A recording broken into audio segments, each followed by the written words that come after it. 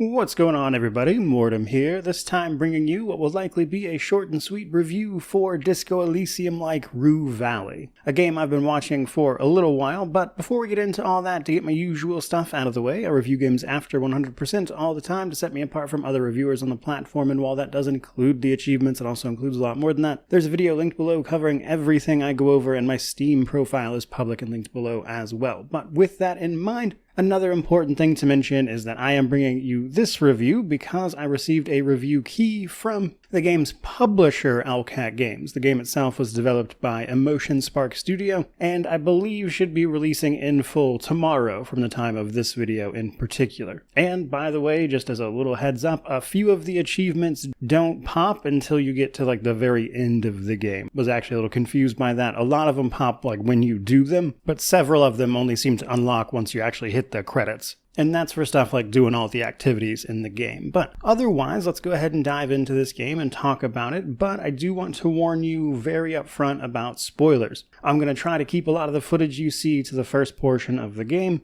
as this is a narrative title. The story kind of is the game. As such, spoilers here are much more serious than they could potentially be elsewhere, and if that's a concern for you, maybe just listen or jump to the conclusion or whatever you feel like doing, I suppose, but you have been warned. Now, as mentioned, this is a narrative game, but what is it about? Well, we play as Eugene Harrow, a man trapped in a time loop in a small rundown town called Rue Valley. His therapist brought him here to isolate him from the rest of the world so they could focus on their problems together. And yet, shortly after this therapy begins, you find yourself trapped in the same 47 minutes, beginning at the end of your first therapy session and ending with some sort of blast off into the distance. And so you have to deal with your character's state of mind, how they're feeling, and then how they can navigate all of these different objectives during the loop to essentially learn, observe, and gain knowledge about how to potentially escape is the gist of it. Now, before we get into specifics here, let's first talk the technical state of this one. This game, for the most part, ran pretty flawlessly. The game itself is relatively short. The full 100% took like 12 hours, so not a terribly long game by any means. However, there was exactly one thing that happened that I wanted to mention in this particular section, and that is, at one point I was traveling between some of the game's locations, and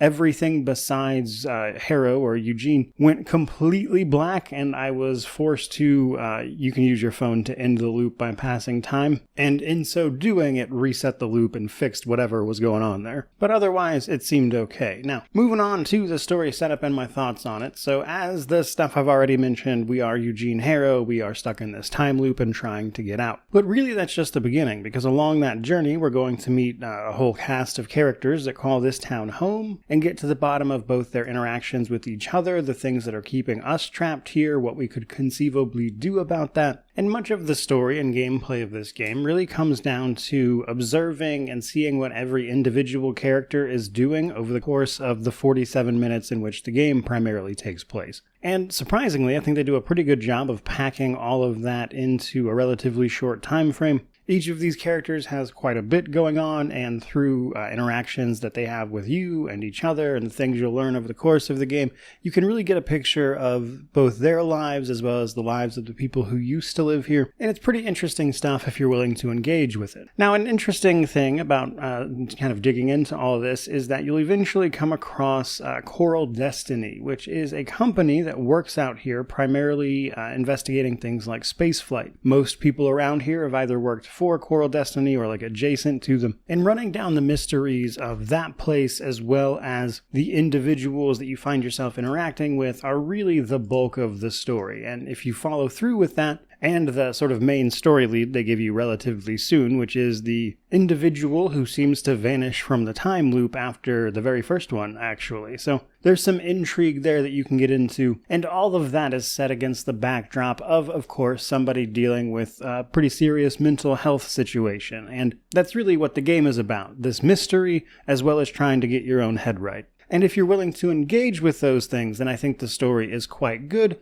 even if it does have moments that are, I think, designed to be intentional tedium, like the first time you have to get your room key card from the front desk, as an example. And to compound that a little bit further, a lot of times with main objectives, you find yourself very, very often being like before I go do this, I have to do like 3 other things that will enable me to go do this other thing. And the game does that a lot, and it can get a little bit annoying, even with its relatively short runtime. But otherwise, it was enjoyable for what it was. Keeping it moving, let's talk a little bit about progression. So this game does have a few progression mechanics. They are relatively simple, as you would imagine, but right at the beginning of the game, you're going to define your initial personality from decisional, social, and emotional skills. You can put points in them to the left or right of the sort of main portion, but the catch here is that there's not really a wrong answer. These just open up like different conversation options and the occasional different option here and there. While this is an important choice at the beginning of the game because the base amount will kind of be stuck here, these can be affected by things like status effects once you get into the game based on conditions. Like for instance, streaking is an easy one. And then there's also like specific story ones or just like injuries and stuff that can affect this kind of thing. Now, once you actually get into the game, the other bit of progression that is kind of tied to story progression at the same time is intentions and mindsets. Basically, as you discover information about the situation you find yourself in and individual characters, these can lead to potential intentions. These are basically specific goals that your character has in mind. So these intentions kind of guide your process through the story and what that looks like for you, as having each one like committed, and some of them are intended to be failed, by the way, but selecting each one as your initial intention opens up dialogue and the like that allow you to potentially pursue that to its logical conclusion, which brings us to our gameplay and world section. So the gameplay of this basically starts every time you begin your loop, and you'll have your 47 minutes to run around talking to people, figuring things out as you go, etc. Now the catch here is time only moves while you are in dialogue typically, or if you are specifically spending your time on a time-wasting activity. Otherwise, you're free to explore a little bit. There are several different locations you'll find yourself in. Traveling between them will, of course, take you some time, be that walking or driving your vehicle. In fact, if you're wondering, one of the earliest intentions and probably the most obvious thing to do is try to escape said time loop, which goes about as well as you would think. But the gameplay is basically running between all these different locations, talking to individuals, using your intentions and the things you've learned to unlock different areas, like, for instance, figuring out how to get into some of the various motel rooms so you can look for clues about people and what they're up to during this time loop. In fact, it's safe to say here that some of the gameplay is going to lead to a wide variety of different crimes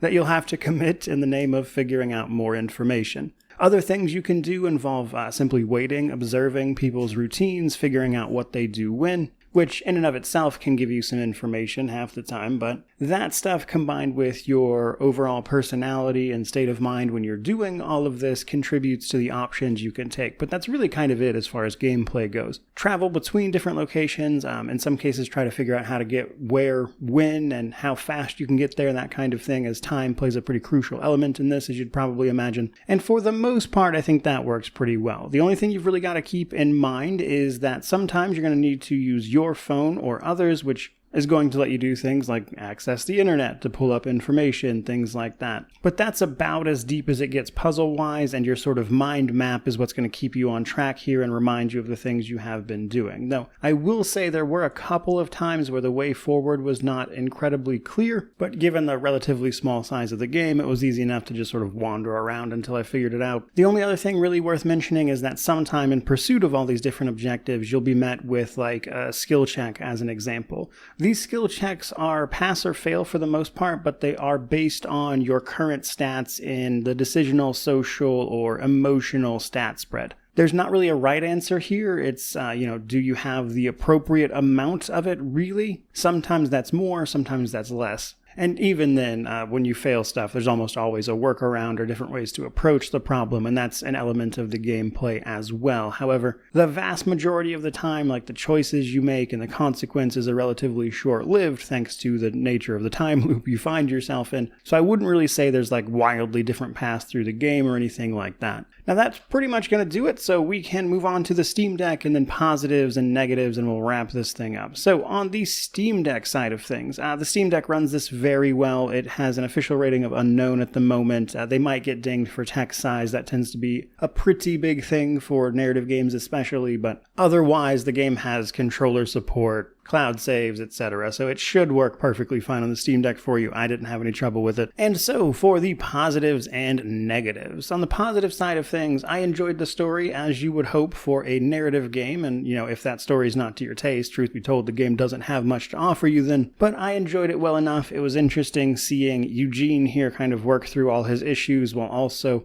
having to embrace the nature of the dilemma he finds himself in, and I think there's some good moments in there. There was also an element of problem solving here that I enjoyed, like for instance, there are times you have to figure out how to get to a certain place by a certain time with the item or, things you might need in order to facilitate some objective, and there's like little elements of problem solving in there that I actually found pretty engaging, as it makes the entire thing feel a little less mindless than it certainly could have. But on the negative side of things, probably because of the nature of the time loop element, there are certainly moments of it that feel like they're designed to waste your time a bit, which is more annoying than anything. I get, what they were trying to do. It's a time loop. It's the kind of thing you have to get used to just by the very nature of what you're doing. And yet sometimes even then, that kind of feels like outside the context of the game you are playing, the game is just trying to waste your time. And while that can be true with the actual sort of time waster activities you'll participate in, like literally trying to kill the time so the day passes or whatever, but there are also other moments where in order to do like one objective, you have to complete like a bunch of mindless little objectives first. And that was the type of stuff I didn't really find myself caring for too much. But that does ultimately bring me to my conclusion for this one. And my conclusion for Rue Valley is that it's a pretty good story, a bit of a novelty in terms of its main gimmick, but I liked Eugene as a character, seeing him get through his issues based on,